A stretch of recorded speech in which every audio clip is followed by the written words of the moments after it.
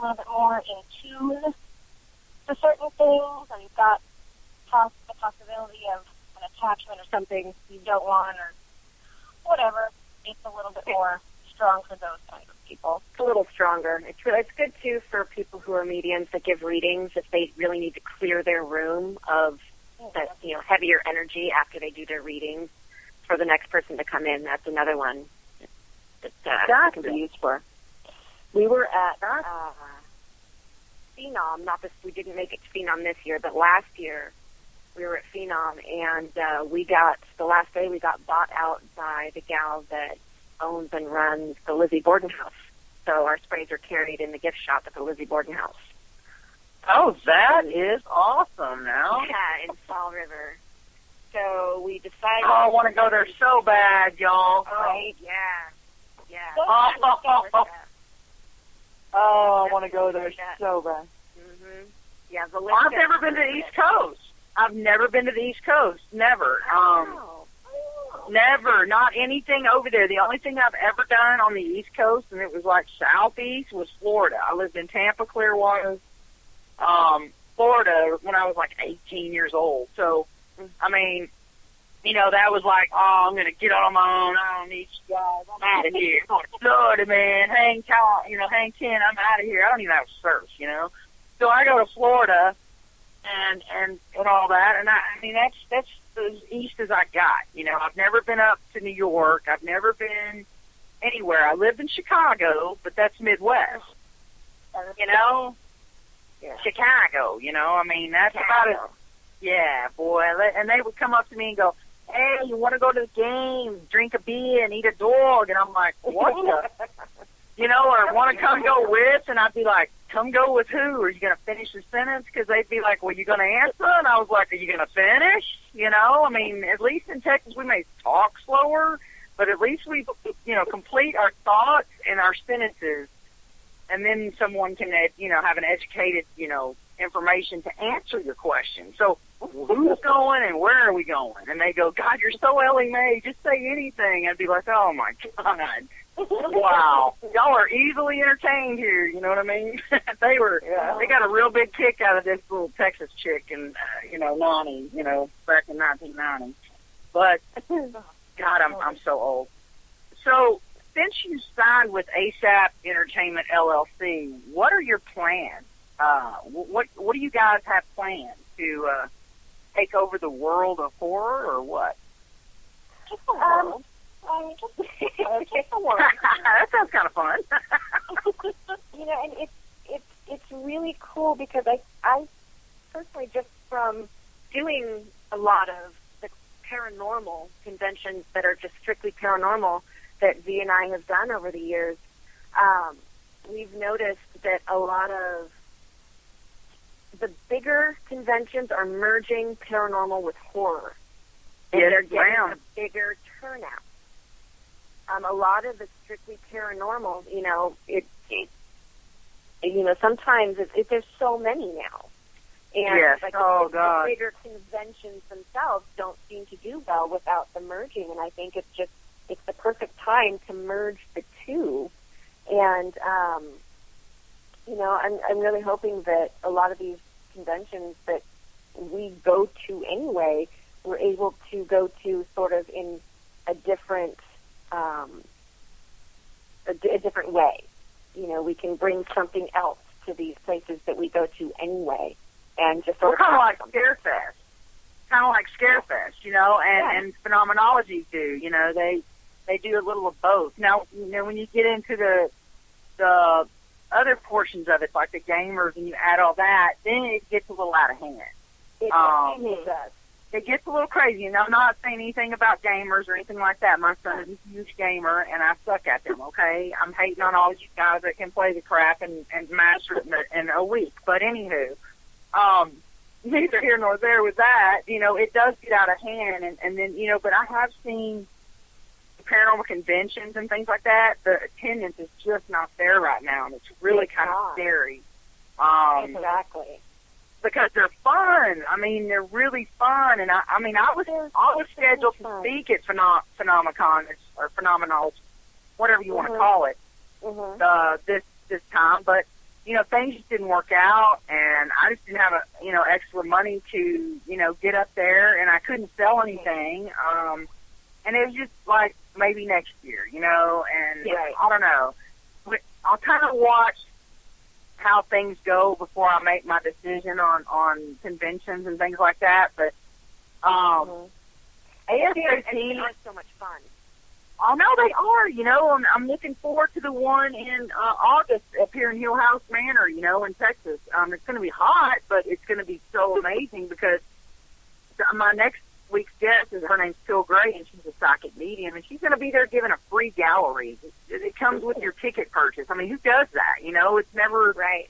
I've always had to pay extra for my stuff, so that's fun. And meeting all these new people and teams, and whether people believe it or not, I do care about Paraunity. I really do. My team is real big about learning from other teams, and that's why I even started Spirit Quest. I figured you learn from everyone you come in contact with. So the more things that I go to, the more different people in different areas I meet. And how cool is that, because you learn something new at every one of them. Now, I'll tell you that I did watch some of the UFO stuff when I went to the Joplin one, and I was going to see what y'all thought about this. I don't know how y'all feel about Bigfoot or whatever, but I do believe in UFOs. I do believe that we're not the only ones in this huge, massive universe that are smart enough to do what we've been doing, because obviously we're kind of getting stupid. But, I think that when they go to the point where the UFOs drop off Bigfoot and they're like walking hand in hand with Bigfoot in the fields, what do y'all think about that theory? Well, I have not heard of Bigfoot and an alien walking hand in hand through the forest together. But hey, in Oregon, you never know. It could. Yeah. Be multiple. Yeah, we got lots of trees to hide in. Yeah, I'm always down to go squatching. Always. We are always down to go squatching. We know of a place where it's apparently very squatch heavy, and we have been able to make it out there. But you can only go in the summertime, because as soon as it turns to fall, it just the path shuts down and you can't get there, and you have to camp. It's like tents. It's a ghost town now. It's an old train station. It's called Wellington, and it's up in the pass near. It's past Seattle, up in the mountains. And I believe it was 1911, and it was winter, and Wellington was an up-and-coming, it was really just a train pass. It was where, people could board, and they started building this town, and they really didn't get very far. Mostly there were some passenger trains, and there were some mail trains, but 1911, I believe it was, there were two trains going either direction, and they were stopped because there was too much snow. They were snowed in, they were waiting for the morning, and in the middle of the night, there was an avalanche, and it took out both trains, wiped them out completely. There were some survivors, but not very many. And so now, there's really nothing there. It's just an old little boarding area of, getting on and off a train. But there's a group out of Seattle, and I wish I could remember their. Do you remember their name? Yeah, it's NWPIA. Yeah. Okay. And on YouTube, they have got the Northwest Paranormal Investigators Association. That's it. Wow. And they've got this amazing video. They've got several videos. That's kind of, the place where they investigate the most. I met them at the Oregon Ghost Convention several years ago, and the woman handed me the headphones and said, "Listen to this and tell me what you hear." And it was the weirdest. It sounded like a monkey, kind of, but very, very loud and booming. And I looked at her and I said, "What is that?" And she said, "I don't know. We were investigating Wellington one night, and we just heard this coming from the forest." So, wow. Could have been I had her email it to me, to one of the ladies that's part of the group, because it's actually, the NWPIA isn't just one group. it's a huge association for local investigating groups. So to say which one, but I asked about that recording, and somebody messaged it to me on Facebook, and this was probably a year or two after Danielle had originally heard it, because we didn't actually know the lady that had it at her table, and I played it, and it was just hearing it. It's chilling, huh? Hear it. It's really got that is. bone chilling, because you don't know what is going on, and you can't see it, so it's even worse because your brain is like, oh, what's sleeping. Oh, man, can you imagine? It sounds like a monkey, and the primate sounding monkey. Yeah, We don't really have monkeys in Oregon or Washington. No. Well, you know, they always say that if you're camping out and you're in a sleeping bag, you're just a little burrito for a freaking bear or something. So, holy cow, you know what I mean? Can you imagine what you would feel like in a little tent, and you hear that huge cry or whatever it was? You would be so scared. I mean, seriously, you can't see it too.